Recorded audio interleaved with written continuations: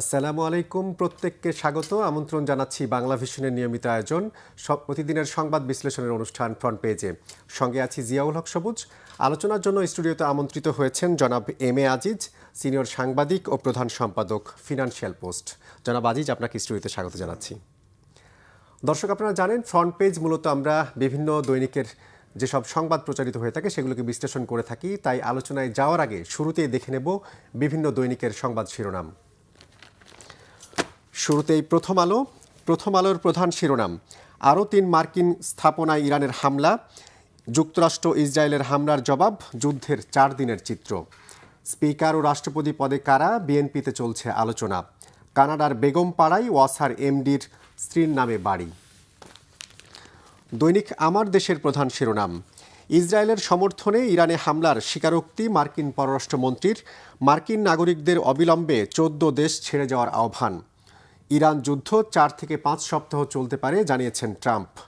আরেকটি মন্তব্য প্রতিবেদন, ভিলেন ডক্টর ইউনুস বনাম নায়ক মহামান্য, লিখেছেন মাহমুদুর রহমান। দৈনিক আমার দেশের প্রধান শিরোনাম, দুপক্ষই অনড়, ধ্বংসযজ্ঞ চলছেই। সৌদির মার্কিন দূতাবাসে হামলা, তেল আবিবে আরও ক্ষেপণাস্ত্রের আঘাত ইরানের। আরেকটি শিরোনাম, ইরানি প্রযুক্তি দিয়েই ইরানে হামলা চালায় যুক্তরাষ্ট্র, পশ্চিমা প্রযুক্তি দিয়েই ওয়াশিংটন তেল আবিবের বিরুদ্ধে লড়ছে তেহরান। আরেকটি শিরোনাম, জ্বালানিতে যুদ্ধের প্রভাব, এ মাসে শঙ্কা না থাকলেও দীর্ঘমেয়াদে দুশ্চিন্তা বাড়ছে। দৈনিক ইনকিলাবের প্রধান শিরোনাম, ধ্বংসস্তূপ তেল আবিব, পেটাহ, তিকবা ও রামাগান, ইসরায়েলের হৃৎপিণ্ডে ইরানি ক্ষেপণাস্ত্রের আঘাত। আরেকটি শিরোনাম, মধ্যপ্রাচ্য যুদ্ধ নিয়ে, রপ্তানি খাতে অশনি সংকেত, দীর্ঘমেয়াদী প্রভাবের শঙ্কা। দৈনিক নয়া দিগন্তের প্রধান শিরোনাম, পুশিন বাড়ার আশঙ্কা, পশ্চিমবঙ্গে এসআইআর তালিকায় বাদ 64 লাখ ভোটার, অপেক্ষমান 60 লাখ। আরেকটি শিরোনাম, ইরানে মার্কিন ইসরায়েলি আগ্রাসন, পাল্টা হামলা তেল আবিবে, রিয়াদে মার্কিন দূতাবাসে ড্রোন হামলা, হরমুজ প্রণালী বন্ধ। দৈনিক যুগান্তরের প্রধান শিরোনাম, ইরানি হামলার বিস্তৃতি দেখে অবাক ট্রাম্প, পাল্টা আঘাতে জ্বলছে মধ্যপ্রাচ্য, হরমুজ প্রণালী বন্ধ, আটকে আছে 7 শতাধিক জ্বালানি ট্যাঙ্কার, জাহাজ অতিক্রম করলেই আগুন দেয়ার হুঁশিয়ারি ইরানের। আরেকটি শিরোনাম, ধনকুবেররা দুবাই ছাড়তে মরিয়া। দৈনিক সমকালের প্রধান শিরোনাম, পাল্টাপাল্টি হামলা, মৃত্যু বাড়ছেই, হরমুজ প্রণালী বন্ধ ঘোষণা, উচ্চ ঝুঁকিতে জ্বালানি বাজার, 1 ফোঁটা তেলও বাইরে যাবে না, ইরানের হুঁশিয়ারি। পরাজয় না আক্রমণ বৃদ্ধি, দোটানাই ট্রাম্প। দৈনিক বাংলাদেশ প্রতিদিনের প্রধান শিরোনাম, বারুদে জ্বলছে মধ্যপ্রাচ্য, বাড়ছে ইরানে পাল্টা আক্রমণ, নাগরিকদের মধ্যপ্রাচ্যের কয়েকটি দেশ দ্রুত ছাড়তে বলল যুক্তরাষ্ট্র, আতঙ্কের দিনরাত প্রবাসীদের, মহাভোগান্তিতে বিমানযাত্রীরা। দৈনিক কালের কণ্ঠের শিরোনাম, হামলা চলছেই, প্রতিশোধে মরিয়া ইরান, এলএনজি সরবরাহ অনিশ্চয়তায়, গ্যাস ও বিদ্যুৎ নিয়ে উদ্বেগ। মার্কিন কর্মকর্তা পল কাপুর ঢাকায়, আলোচনায় গুরুত্ব বাণিজ্য চুক্তি বাস্তবায়ন ও বিনিয়োগ। দৈনিক মানব জমিনের প্রধান শিরোনাম, আঞ্চলিক যুদ্ধে মধ্যপ্রাচ্য, বিভিন্ন দেশে মার্কিন দূতাবাসে ইরানের হামলা, নিহত 8 শতাধিক, জ্বলছে তেল আবিব, 14 দেশে মার্কিন নাগরিকরা নিরাপত্তা সংকটে। আরেকটি শিরোনাম, দুদক চেয়ারম্যানের যে কারণে কপাল পুড়ল। দৈনিক কালবেলার প্রধান শিরোনাম, মুক্তিযোদ্ধা কোটার চাকরিজীবীরা আতঙ্কে। আরেকটি শিরোনাম তাদের, দীর্ঘমেয়াদী যুদ্ধের চক্রে ইরান, যুক্তরাষ্ট্র, ইসরায়েল, পুরনো পোশাকেই ফিরতে চান 96% পুলিশ সদস্য। দৈনিক দেশ রূপান্তরের প্রধান শিরোনাম, যুদ্ধ ছড়ালো 15 দেশে, 14 দেশ থেকে যুক্তরাষ্ট্রের নাগরিকদের দ্রুত সরে যেতে বলা হয়েছে, কঠিন ঝুঁকিতে লক্ষাধিক শ্রমিক, ভিসার মেয়াদ শেষ অনেকের, প্রতিদিনই বাড়ছে ফ্লাইট বাতিল। খামেনি হত্যা, ইসরায়েলি গুপ্তচর ও সিআইএর চেষ্টার ফল। দৈনিক বণিক বার্তার প্রধান শিরোনাম, 8 আরব দেশে মার্কিন দূতাবাস বন্ধ, ইরানে নিহত বেড়ে 787, লেবাননে মৃত্যু 40। আমদানি নির্ভর জ্বালানি নীতির আত্মঘাতী সিদ্ধান্তে 2 দশক ধরে হাঁটছে বাংলাদেশ। ইংরেজ দৈনিক the daily star, rifles dig in for longer war, US embassy in Riyadh hit, Israel sieges land in Lebanon. Another headlines, Anti-Corruption Commission chief, his 2 deputies quit and miss. Bangladesh Bank Governor offers mega incentives to business. Another English daily, The New Age, war rages on in Middle East. Anti-corruption chairman, 2 commissioners resigned. Middle East war likely to hit labor migration. Another English daily, The Daily Observer, their main headlines: Iran hits Middle East, US missions. High Court asks why July Charter Order referendum ordinance should not be declared illegal. জনাব আজিজ, এই ছিল আজকের বিভিন্ন পত্রিকার সংবাদ শিরোনামগুলো, যেখানে বেশিরভাগ আলোচনায় আছে আসলে ইরান ইসরায়েল যে যুদ্ধ, সেই যুদ্ধকে ঘিরে। আপনার কাছে যে বিষয়টি জানতে চাইব, এই যে চতুর্থ দিনের মতো হামলা পাল্টা হামলা চলছে, আমরা দেখলাম যে যেখানে প্রায় 1000 খানেক প্রাণহানি, আর এই আগুনটা ছড়িয়ে পড়েছে মধ্যপ্রাচ্যের 14টি দেশে। আসলে এই যুদ্ধের শেষ কোথায়, কোথায় গিয়ে থামবে এই যুদ্ধ? আমার কাছে মনে হচ্ছে ইরান যুদ্ধ লিঙ্গার করার চেষ্টা করবে। অর্থাৎ ইতিমধ্যে আপনি দেখেন মার্কিন প্রায় 20টা ঘাঁটিতে কিন্তু মার্কিন ঘাঁটিতে ইসরায়েল কিন্তু আক্রমণ করেছে। ইরানে। তো আপনি সবচেয়ে বড় হচ্ছে মিডল ইস্টের মাঝখানে রাডার ছিল আমেরিকার। এই রাডার দিয়ে আপনার এই ইরানের যে ক্ষেপণাস্ত্র গতিবিধি এটা লক্ষ্য করতে পারতো, সেটাকে ধ্বংস করে দিছে। এটা এখন আমেরিকা এবং ইসরায়েল আপনার ইরানের যে রাডার বা ক্ষেপণাস্ত্র বা ড্রোন হামলা কোন পথে কিভাবে আক্রমণ করতেছে, এটা কিন্তু দিশা করতে পারছে না। তো এখন যেটা হয়ে গেছে যে অলরেডি 14টা দেশ থেকে কিন্তু মার্কিন নাগরিক পিছিয়ে হটার চেষ্টা করছে।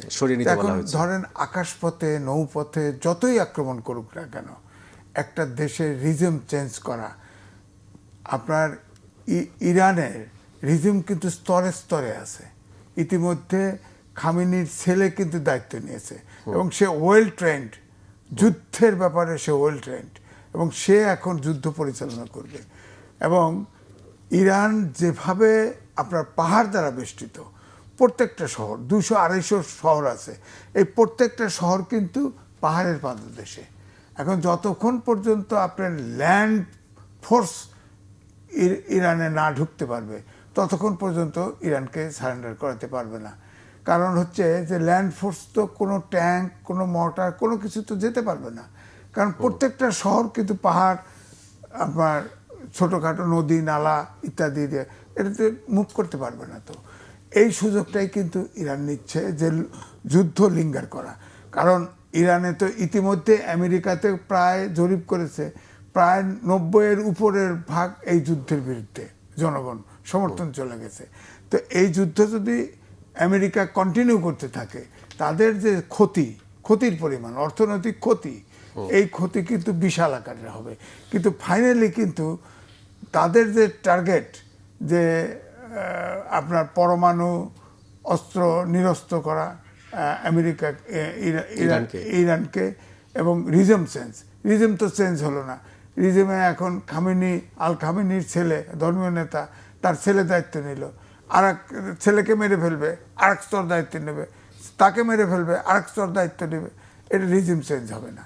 কিন্তু আপনার মার্কিন এবং ইসরায়েলকে, যুক্তরাজ্য এবং রাষ্ট্র এবং ইসরায়েলকে কিন্তু ইরানের ভিতরে ঢুকতে হবে। সেই ঢোকার স্কোপ কিন্তু ল্যান্ড ফোর্স ঢুকতে পারবে না। সুতরাং এখানেই হলো মূল ব্যাপারটা। কিন্তু যুদ্ধের ক্ষেত্রে আমরা যেটা দেখছি যে যেহেতু মধ্যপ্রাচ্যের বিভিন্ন দেশে ছড়িয়ে পড়েছে, এই 14টা দেশের কথা বলা হচ্ছে, মধ্যপ্রাচ্য হয়তো সরাসরি ইরানের বিরুদ্ধে যুদ্ধ করছে না, কিন্তু সেখানে মার্কিন ঘাঁটি রয়েছে। তারা আসলে কি যুক্তরাষ্ট্রকে পরোক্ষভাবে সমর্থন দিচ্ছে কিনা? আর ইরান যে যুদ্ধ করছে, ইরান কি আসলে এই যুদ্ধে কারো সহায়তা পাচ্ছে? না, ইরান দেখেন ইতিমধ্যে চীন মুখ খুলেছে, রাশিয়াও মুখ খুলেছে। এটা যদি যুদ্ধ লিঙ্গার করে, তাহলে আমার মনে হয় সারা পৃথিবী 2টে বলয়ে বিভক্ত হয়ে যাবে। এবং স্ট্র্যাটেজি হচ্ছে এই যুদ্ধকে লিঙ্গার করা। লিঙ্গার করলেই একটা, আপনি খেয়াল করে দেখেন, আফগানিস্তানে কয়েক যুগ ফাইট করে শেষ পর্যন্ত পাত্তারিক উঠায় আসছে না যুক্তরাষ্ট্র। আপনার ভিয়েতনামে 20 বছর যুদ্ধ করে হেরে আসছে না। অত সহজ না। একটি দেশের ধরেন ইরানে ভাগ ছিল, আপনার শিয়া অধ্যুষিত দেশ, শিয়া বড়, কিন্তু সুন্নি ওখানে আছে, ওখানে দলাদলি ছিল। কিন্তু একটি দেশের স্বাধীনতা, সার্বভৌমত্ব এবং দেশকে বিলীন করার, নিশ্চিত করার জন্য এখন সব এক হয়ে গেছে। আপনি দেখেন প্রায় 150-200 শিশু মেরে ফেলছে, কি জানাজা, কি লোক, সব লোক নেমে পড়ছে। এখন তো ইরানিরা সব এক হয়ে গেছে। কিন্তু ইরানি জনগণের মধ্যে তো এটা নিয়ে ভীতি কাজ করার কথা ছিল, সেখানে উল্টো এই জনস্রোত। না, তারা তো ভীতি কাজ করে লাভ নেই, তাদের ভিতরে মরিয়া। একটা লোক যখন, একটা মানুষ ধরেন, আপনি যদি দেখেন, আমরা মুক্তিযুদ্ধের সময় যখন দেখেছি, তখন মুক্তিযোদ্ধারা কিন্তু সংখ্যায় অল্প। পাকিস্তানি সোলজার বিশ্বে বিখ্যাত সেনাবাহিনী ছিল, কিন্তু সেনাবাহিনী তো আপনার দমন পীড়ন, গুলি টুলি সবই করছে, কিন্তু মুক্তিবাহিনী কয়জন ছিল, কিন্তু পিছু হটে নাই। তো গেরিলা আলাদা জিনিস, গেরিলাকে কিন্তু শেষ পর্যন্ত মুক্তিযোদ্ধা জিতেছে। হ্যাঁ, কারণ হচ্ছে যে মুক্তিযোদ্ধারা তাদেরকে নিজেদেরকে প্রোটেকশন দিতে চাইছে, তারা স্বাধীনতা চাইছে, তারা মরে গেলে মরে যাবে, কিছু করার নেই তো। হ্যাঁ, যারা ধরেন আমি মুক্তিযুদ্ধ ছিলাম, মরে গেলে মরে যাব, কিছু করার তো নাই। এই যুদ্ধ শুরুর পর কি ইরানিদের মধ্যে তাদের মনোবল আরো বেড়েছে? আরো সংহতি বেড়েছে, মনোবল আরো বেড়েছে। ডু অর ডাই, তারা দেশকে রক্ষা করবে। কারণ হচ্ছে আপনি দেখেন, মার্কিন সারা বিশ্বে এমন একটা পরাশক্তি, দেখেন আগে নরিয়াকে নিয়ে এসছে, ভেনেজুয়েলার মাদুরোকে নিয়ে বিচার করতেছে, আপনার লিবিয়া তেলের জন্য গাদ্দাফিকে মেরে ফেললো, সাদ্দামকে বলা হলো আন্ডারগ্রাউন্ডে সে পরমাণু বানাইতেছে, কিচ্ছু পাইল না, তাকে মেরে ফেললো। তো এইভাবে সারা বিশ্বে সে যে আচরণটা করতেছে, এই আমেরিকা, একে মুশকিলটা হচ্ছে যে ধরেন 9টা ঘাঁটিতে, প্রায় কয়টা ঘাঁটি, প্রায় 27টে মার্কিন ঘাঁটিতে আক্রমণ করেছে। সেই ঘাঁটিগুলো প্রায় সবগুলোই মিডল ইস্টে, মুসলিম দেশে। তারা না পারতেছে ইরানের সহযোগিতা হতে, না পারতেছে, তারা কিন্তু আত্মরক্ষার জন্য চুপচাপ বসে আছে। তারা কিন্তু ইরানের বিপক্ষে যায় নাই, আবার পক্ষেও আসতে পারতেছে না আত্মরক্ষার জন্য। কিন্তু চীন যদি ধরেন, তারা তো বলে দিছে শেষ পর্যন্ত সাথে আছি, বলে দিছে। তো যদি তারা যদি এখন ইসরায়েল, আমেরিকা যেমন ইসরায়েলকে হেল্প করতেছে, চীন যদি শুরু করে, তাহলে হয় আপনার বিশ্বযুদ্ধ লেগে যাবে, মানে তখন তো হানাহানি হয়ে যায়। আমাদের স্টেকটা কোথায়? হরমুজ প্রণালী বন্ধ হয়ে। জি, আমরা এই প্রসঙ্গে একটা প্রশ্ন করতে চাই। আমরা যতটুকু জানি, দেশে 14 দিনের ডিজেল পেট্রোল মজুদ আছে, 28 দিনের অকটেন মজুদ আছে, কিন্তু এই যে হরমুজ প্রণালী বন্ধের কথা শোনা যাচ্ছে, সেটা যদি দীর্ঘায়িত হয়, বিশেষজ্ঞরা বলছেন এটা জ্বালানি দুষ্প্রাপ্য হয়ে যাবে এবং জ্বালানি দুর্ভিক্ষের মতো পরিস্থিতি হতে পারে। আসলে এই যুদ্ধের প্রভাবে কতটা ক্ষতিগ্রস্ত হতে পারে? জ্বালানি হলো জীবন জীবিকার লাইফলাইন। এখন হরমুজ প্রণালী বন্ধ, আমরা এলএনজি সাপোর্ট দেই না, কাতার এলএনজি প্রোডাকশন বন্ধ করে দিয়েছে। তার কারণ তাদের ড্রোন হামলা, ক্ষেপণাস্ত্র হামলা হইতে পারে, ভয়ে ওরাও বন্ধ করছে। তো এখন ধরেন এই যুদ্ধটা তো লিঙ্গার হবে মনে হচ্ছে আমার ছোট্ট মানুষের বিবেচনায়। ট্রাম্প তো নিজেই বলছেন 4-5 সপ্তাহ অন্তত দীর্ঘায়িত হতে পারে। হ্যাঁ, না, ট্রাম্প তো আলোচনার জন্য অফার দিছিল, ইরান পাত্তা দেয় নাই। ইরানের যুদ্ধ চালাচ্ছে, তার প্রতিশোধ নেবে। তাদের টার্গেট হচ্ছে ইসরায়েলকে নিঃশেষ করে দিবে, এটা হলো টার্গেট। এবং এই যুদ্ধ চলবে, আমার ধারণা চলবে, কারণ দেশের মূল হচ্ছে ভৌগোলিক অবস্থান ইরানের। এখানে কিন্তু ঢুকতে পারবে না, আকাশপথে মারতে হবে, ওরাও মারিয়ে দিবে, মারবে। হয়তো আমেরিকা ইরানের হয়তো 10টা ক্ষেপণাস্ত্র মেরে দিল, ও 5টা মারলেই হলো, অসুবিধা নাই। স্লোলি যাবে, ইরান স্লোলি যাবে তো। হ্যাঁ, এবং একটা সময় তো ইরানের এটা মারণাস্ত্র কম আছে, এতে কোনো সন্দেহ নেই। কারণ ইসরায়েল এবং মার্কিনের যে পরিমাণ ক্ষেপণাস্ত্র বা অস্ত্র আছে, তার সক্ষমতা তাদের একজনের সমানও নাই, এটা ঠিক। কিন্তু যুদ্ধ যদি দীর্ঘায়িত হয় এবং হরমুজ প্রণালী যদি বন্ধ রাখে, আপনার এলএনজি কাতার বন্ধ করা হয়েছে, এটা হরমুজ প্রণালী তো ইরানের মধ্যে, তারা তো ওখানে ডু অর ডাই ছাড়বে না। তো ওখানে জাহাজ কে যাবে বলেন? তারা হুঁশিয়ারি দিচ্ছে 1 ফোঁটা তেলও পার হতে, 1 ফোঁটা তেলও যাবে না। ধরেন তেল জাহাজ চলে গেল, বোম মারি দিল, ক্ষেপণাস্ত্র মারি দিল, কেউ এই দু একটা মারি দেবে টার্গেট করে, শেষ। তা এখন ধরেন আমাদের 14 দিন পর্যন্ত আছে, আমরা তো বেশিরভাগ আপনার ক্রুড অয়েল আনি কম, আমরা রিফাইন অয়েল বেশি আনি, তাই না? এখন হরমুজ প্রণালী যদি ধরেন কথায় কথায় যুদ্ধ 1 মাস কন্টিনিউ করলো, তখন কই পাবেন জ্বালানি? আর তো জ্বালানির সোর্স নাই। সব দেশেরই তো সংকট। হ্যাঁ, সব দেশে সংকট, সব দেশে সংকট। সারা বিশ্বে আপনার দেখবেন ধাউ ধাউ করে আপনার মার্কেট প্রাইস বেড়ে গেছে, কারণ জ্বালানি তেল মানে ধরেন আমাদের দেশে বলেন কৃষির থেকে শুরু করে আপনার ট্রান্সপোর্ট থেকে শুরু করে সব কিছুর দাম বেড়ে যাবে। এখন 14 দিন আমাদের আছে, 14 দিনের প্রতি যদি যুদ্ধ থামে তাহলে আমরা ধরেন বেঁচে গেলাম, হ্যাঁ।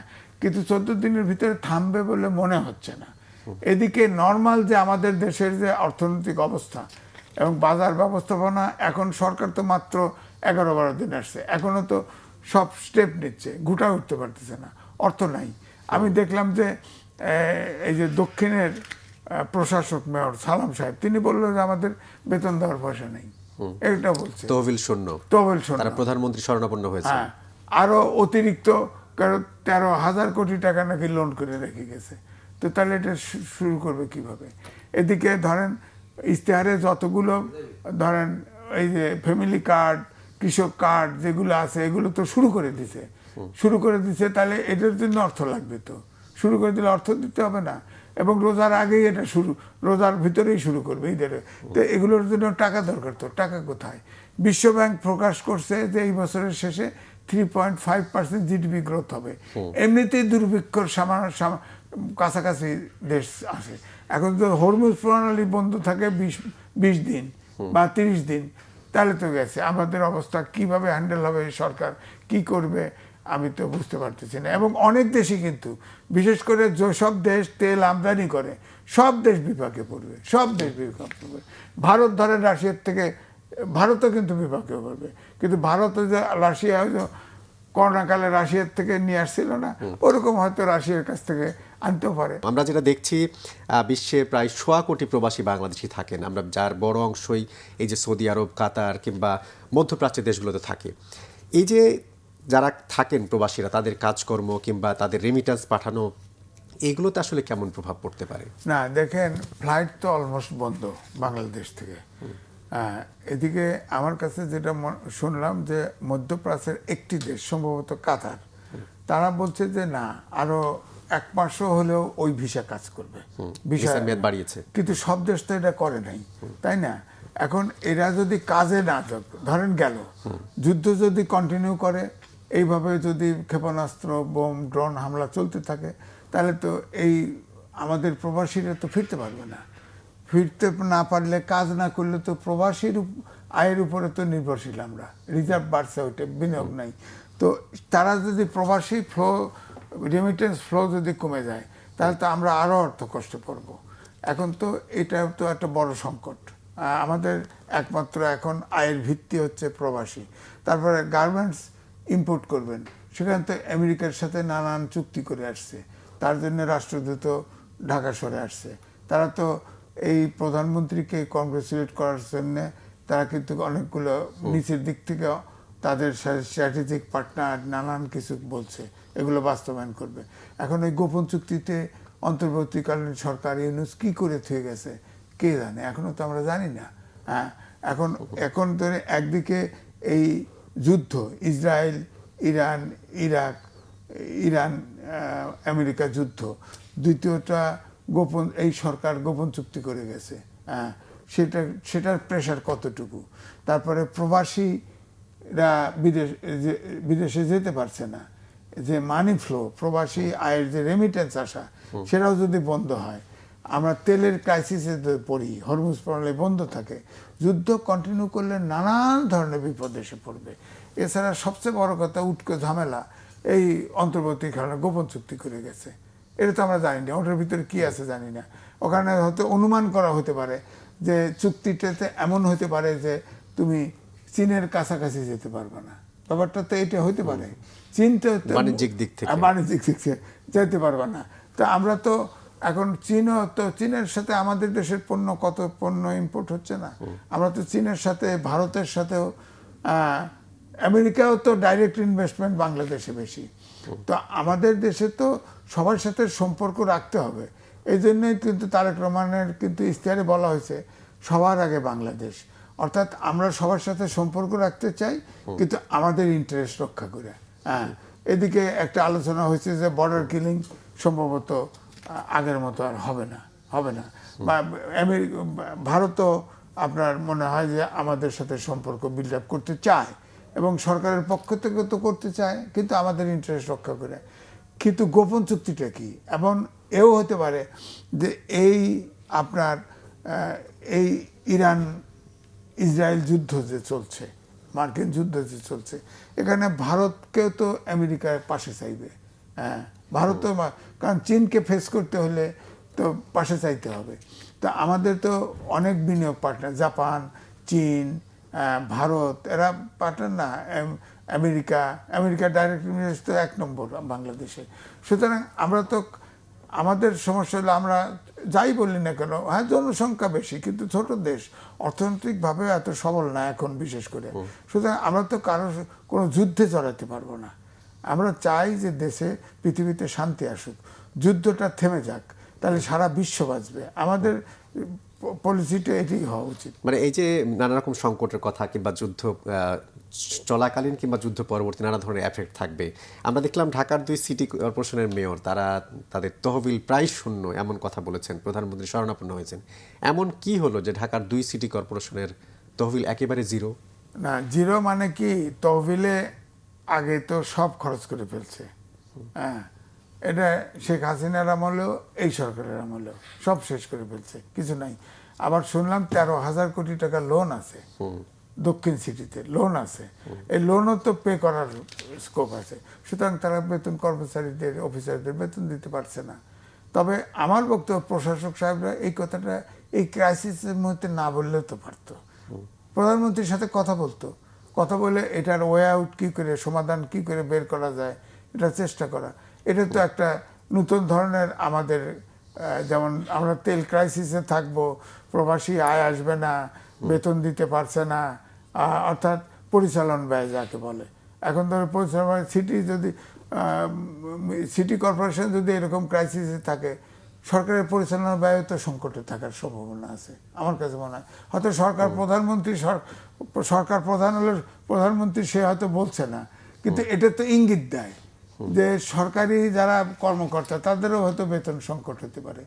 তো আমাদের তো রিজার্ভ তো শেষ হয়ে যাবে। কিন্তু এই যে 2টা আমরা সিটি কর্পোরেশনের কথা বলছি, এই যে যেই মাদার প্রতিষ্ঠান কিংবা মিনিস্ট্রি, সেই মিনিস্ট্রির দায়িত্বে থাকা তখনকার উপদেষ্টা এনসিপির মুখপাত্র আসিফ মোহাম্মদ সজীব ভুইয়ার ব্যাংক হিসাব তলব করেছে কেন্দ্রীয় ব্যাংকের আর্থিক গোয়েন্দা ইউনিট। দেখেন, ডক্টর মোহাম্মদ ইউনূস সহ প্রায় অধিকাংশ উপদেষ্টার বিরুদ্ধে দুদকে মামলা হয়েছে। অনেক মামলা বেনামি করে না, নামে হয়েছে। এবং সজীব ভুইয়ার বিরুদ্ধে সবচেয়ে বেশি অভিযোগ পড়েছে। তো এগুলো তো এখন জনগণের প্রত্যাশা থাকবে, এদের বিচার হতে হবে। টাকা যদি কেউ পাচার করে, টাকা যদি কেউ লুট করে, হ্যাঁ, এটা তো আমি শুনলাম প্রধান উপদেষ্টার ভিতরে অভিযোগ পড়েছে, আইন উপদেষ্টার বিরুদ্ধেও অভিযোগ পড়েছে। তিনি পদায়ন, চাকরি বাকরি, বেল টেল করে নাকি টাকা পয়সা খাইছে, এগুলো আসে। তারপরে ওই যে আমাদের লেডি উপদেষ্টা, তার বিরুদ্ধেও পড়ছে, সবার বিরুদ্ধেই পড়ছে কম বেশি। হ্যাঁ, খালি চলে গেছে 2-3 জন। একজন উপদেষ্টা সিনিয়র সেক্রেটারি স্ট্যাটাসে ছিল ঐক্যমত কমিশনে। হ্যাঁ, সে আমেরিকা নিউ ইয়র্কে নামছে, তার গাড়ির থেকে বার করে তার ট্রেনে হেঁচড়ে জামা কাপড় ছিঁড়ে দিছে, তাকে কোনো মতো উদ্ধার। এখন তারা তো একমাত্র, আপনি খেয়াল করে দেখেন, প্রধান উপদেষ্টা সর্বশেষ যেটা ঘটিয়েছে, আপনার প্রেসিডেন্ট জানে না, সে নিজে প্রজ্ঞাপন জারি করে সে তার 1 বছরের জন্য সবচেয়ে বিশিষ্ট নাগরিক হিসাবে প্রজ্ঞাপন জারি করে এসএসএফ পাহারা নিছে। তা অথচ আমাদের আগে ছিল, 2006 সালে ছিল, আইন ছিল যে প্রেসিডেন্ট, প্রধানমন্ত্রী এবং অপোজিশন লিডার তারা 3 মাস এসএসএফ পাহারা পাবে। উনি এটাকে 1 বছর করছে। তারপরে প্রজ্ঞাপন প্রেসিডেন্ট জানে না, প্রেসিডেন্ট জানে না, সে প্রজ্ঞাপন আমার কাছে আছে। যাক, দুটি আপনি যে প্রসঙ্গ তুললেন যে ডক্টর মোহাম্মদ ইউনূস সহ সব উপদেষ্টাদের বিরুদ্ধে দুদক অভিযোগ উঠেছে, কিন্তু যেই দুদকের কাছে অভিযোগ জানানো হলো সেই দুদকের চেয়ারম্যান কমিশনার সহ 3 জনই কালকে পদত্যাগ করেছেন। এটা কি বিচার না হওয়ার শঙ্কা থেকে তাদের সরিয়ে দেওয়া হলো? না, বিচার না হওয়ার থেকে না, তাদের সম্পর্কে অভিযোগ আছে। যেমন ধরেন আমি বলি যে এই দুদক আগের মতো করেই চলছে। বকশীগঞ্জ আমার শ্বশুর বাড়ি, এক ব্যক্তির নামে অভিযোগ আসছে, দুর্নীতির অভিযোগ।